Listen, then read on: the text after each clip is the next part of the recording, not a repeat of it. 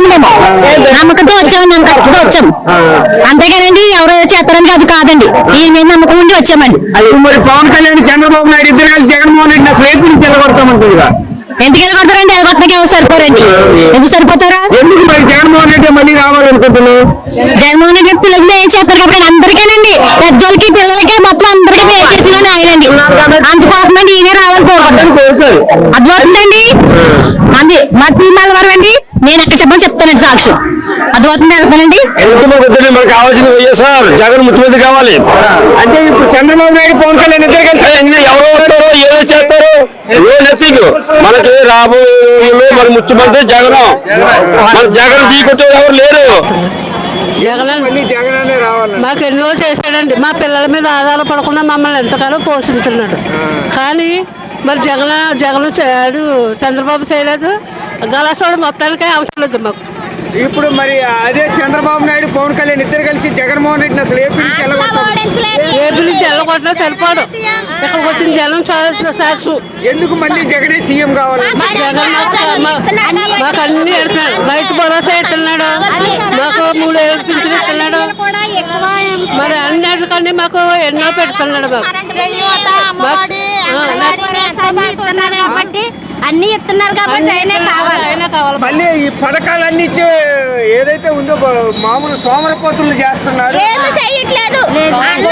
అన్నం తింటున్నారు తప్ప సోమరపోతులు ఎవరు అమ్మట్లేదు. రైస్ ఇస్తున్నాడండి, 3 ఏళ్ళ నాటి రైస్ ఇస్తున్నాడు. మాకు అయ్యే సోమరపోతు అవుతాడు. ఇప్పుడు నెక్స్ట్ పవన్ కళ్యాణ్ నేనే జనసేన జెండా ఎగరబోతుంది. జగనే సీఎం. మాకు అమ్మడం వద్దు, మాకు జగన్ అన్నే కావాలి. మాకు ఎందుకంటే పింఛన్ వస్తుంది. ప్రతిదీ కూడా చేస్తున్నారు కాబట్టి జగనే సీఎం. పవన్ కళ్యాణ్ అంటుండగా ఒకసారి నాకు అవకాశం ఇస్తే జగన్ వాళ్ళన్నీ అమ్మేసుకున్నాడు. షూటింగ్ తీసుకోమనండి, పవన్ కళ్యాణ్ డాన్స్ వేసుకోమనండి. మాట నిలబెట్టుకోవాలి కానీ మాటలు ఉంటే ఎవరైనా ఆత్మబలానికి ఉండాలి. మరి మాకేమి ఇవ్వలేదు, మాకు ఇల్లు రాసినట్టు రాశారు, రాసింది ఇవ్వలేదు. మరి ఏం చేస్తాం? ఆయనకి తప్ప మరి డబ్బులు అందుకుంటున్నాం. మరి ఆయన గొప్పడే కదా, ఇల్లు రాయలేదు, ఎత్తలేదు. తప్ప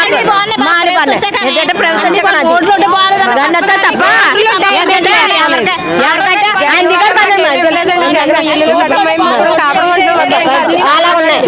మాకు ఇచ్చినట్టు ఇచ్చలేదు. ఎవరైనా ఆత్మబలానికి ఉండాలని చెప్తానండి. అదొకటే, ఎవరైనా ఎక్కుతారు. ఎవరైనా అంటే ఎంతవరకు ఉంటారో అంతవరకు ఎక్కుతారు. ఎవరైనా వేసిన బలం అది.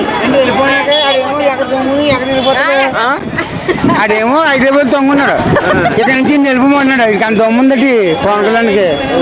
పవన్ కళ్యాణ్ జగన్ కూడా ఇదిగో, జగన్ కూడా ఇంటికి కూడా పెరిగాడు పవన్ కళ్యాణ్ ఇంటికి. ఇప్పుడు అంటుండగా ఇప్పుడు చంద్రబాబు నాయుడు పవన్ కళ్యాణ్ ఇద్దరు కలిసి జగన్మోహన్ రెడ్డి అసలు ఏపీ నుంచి ఇప్పుడు చెప్తున్నాను అదే కదా, పందులు గుంపుకి వస్తాను కదా, వాళ్ళు గుంపులకి వచ్చినా జగన్ కూడా ఇంటికి కూడా పెరగలేదు, ఇంటికి కూడా పెరగలేదు. ఎందుకు అంటే మొన్న ఆల్రెడీ లోకేష్ కూడా అంటుండగా ఓన్లీ పథకాలు తప్పితే అభివృద్ధి అనేది శూన్యము ఏపీలో అని. మరి గతాన్ని సంవత్సరాలు చేయరు, ఎవరికి ఏం పీకారు. ఒక పెన్షన్ ఉన్నాకే ఒకటి చచ్చిపోతుంది ఇంకొకరికి వాళ్ళ టైంలో. ఇది ఒకటి చచ్చిపోతే ఇంకొకరికి ఇవ్వాలి. ఇది అలా కాదు, వాలంటీర్ కూడా వస్తున్నాడు. అమ్మా సంవత్సరాలు ఎన్ని సంవత్సరాలు వాలంటీర్లు అంటే మామూలుగా వైసీపీ వాళ్ళకి తప్పితే బయట వాళ్ళకి ఎవరికి పథకాలు ఇవ్వట్లేదని పవన్ కళ్యాణ్ అంటాడు కదా.